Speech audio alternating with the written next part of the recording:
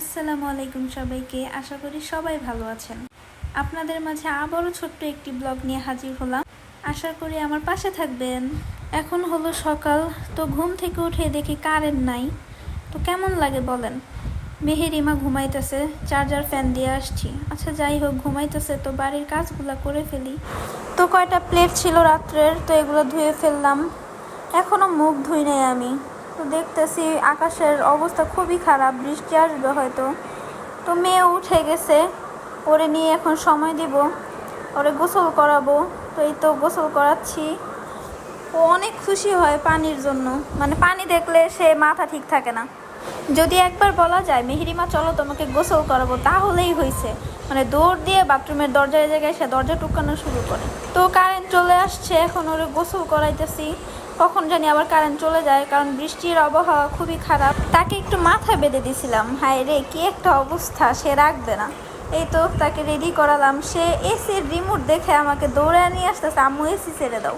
ও তো কথা বলতে পারে না, কিন্তু মানে এরকম ভাব করে আমার খুবই হাসি পায় ওর কাহিনী দেখে। ও দেখেন, মানে ও নিজে ছাড়বে, সে খুশি। তাকে আমি এসির রিমোট হাতে দিছি, তাই সেইটা দেখলে খুবই খুশি হয়। তো সে এসির বাতাস খেতে থাক। এদিক দিয়ে বৃষ্টি শুরু হয়ে গেছে। বৃষ্টি তো আর একটু একটু না, অনেক বৃষ্টি পড়তেছিল, দেখতেছেন আপনারা। তো এদিক দিয়ে বৃষ্টি পড়তে থাকুক, আমি আমার মেয়েকে খাওয়াবো, কারণ ওরে গোসল করাইছি, এখন তো ক্ষুধা লাগছে। তো তাকে খাওয়ানোর জন্য প্রস্তুত করতেছি। এই তো খাওয়াবো এখন।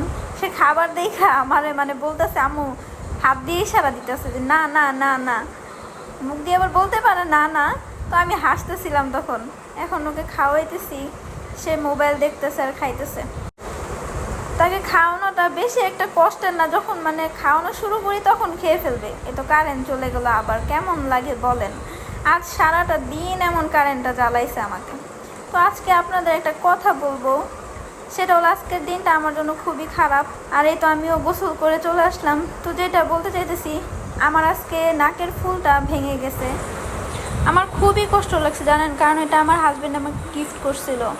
তো গিফটের জিনিস যদি ভেঙে যায় তো কার না খারাপ লাগে বলেন। তো ভাবতেছি ছাদে যাই। এ তো আমাদের ভাড়াটিয়া একটা, সে এখানে কবুতর রাখছে। এ তো ছাদে চলে আসলাম মেয়েকে নিয়ে।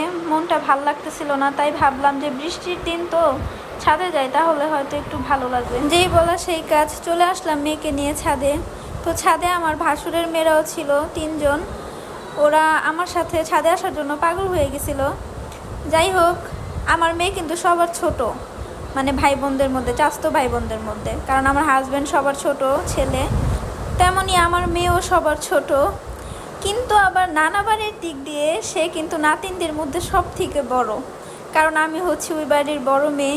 তো আমার ঘরে প্রথম মেয়ে হয়েছে, ওই সবার বড়। আর একটা কথা কি জানেন, আমার মেয়ে কিন্তু সবার আদরের, যেমন নানু বাড়ির দিক দিয়ে তেমন দাদু বাড়ির দিক দিয়ে।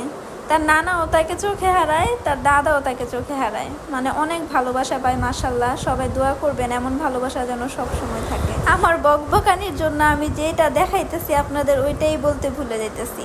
দেখেন তো আমাদের ছাদের চারপাশটা খুবই সুন্দর না? আমার খুবই ভালো লাগে। যখন নতুন নতুন বউ হয়ে আসছিলাম, তখন আমার ছবি তোলার জন্য এখানে ফটোগ্রাফি করতে নিয়ে আসছিল আমার হাজব্যান্ড। তো আমি না উঠে মানে পাগল হয়ে গেছিলাম যে এত সুন্দর, চারপাশে এত গাছগাছালি। সত্যি বলতে ঢাকা থেকে আসছি তো ওইখানে শুধু কোলাহল আর শুধু শুধু বড় বড় বিল্ডিং, এগুলো ছাড়া আর কিছুই চোখে পড়ে না। আমি গ্রামে কখনো আসি নাই, তো এখানে বিয়ে হওয়ার পর দেখতে পারছি মানে গাছগাছালি এত ভালো লাগে আমার, এখন ঘুরতে যা বলার মতো না। তো দেখেন আমি এখানে ছাদের মধ্যে, আমার শাশুড়ি এখানে বেগুন গাছ লাগাইছিল। একটা কথা কি, এই বেগুন গাছটা বুঝতে পারছেন, মানে আমরা রোজার মধ্যে লাগাইছি, আলহামদুলিল্লাহ রোজার মধ্যে আমরা এই বেগুনই খাইছি। তো বেগুনের শেষ হয় নাই, তো এখনও আছে বেগুন গাছগুলো। এই তো আমার বারান্দা থেকে যে মাঠটা দেখা যায় এটাই ওইটা। তো দেখেন ছাদটা কিন্তু খুবই সুন্দর আমাদের। আর এদিক দিয়ে তো আমার বুড়ি মাশাল্লাহ খুবই খুশি, সে পানি দেখে তো অনেক খুশি। গোসল করার সময় তো দেখলেনি কি একটা পাগল। এখন এই জায়গায় যখন দেখছে পানি, বৃষ্টির পানি, তাকে তো আটকানোই রাখা যাইতেছে না। তা আমিও একটু ঢং করতেছিলাম, আপনারা তো দেখেনি আমি ভিডিওর মধ্যে একটু একটু ঢং করি, তো এখানেও করতেছিলাম, হাস্যকর তাই না? তা আমার মেয়েকে দেখেন সবাই, সে তো আরও বড় ঢঙ্গি হবে। যাই হোক, সবাই মাশাল্লাহ বলবেন, মাশাল্লাহ বলতে ভুলবেন না। আমার মেয়ের জন্য সবাই দোয়া করবেন, তাকে যেন আল্লাহ সুস্থ সবল রাখে, কারণ আমার খুবই ভয় হয়, কারণ বাচ্চাদের অল্পতেই অসুস্থ হয়ে পড়ে। আলহামদুলিল্লাহ সে একটু স্ট্রং আছে।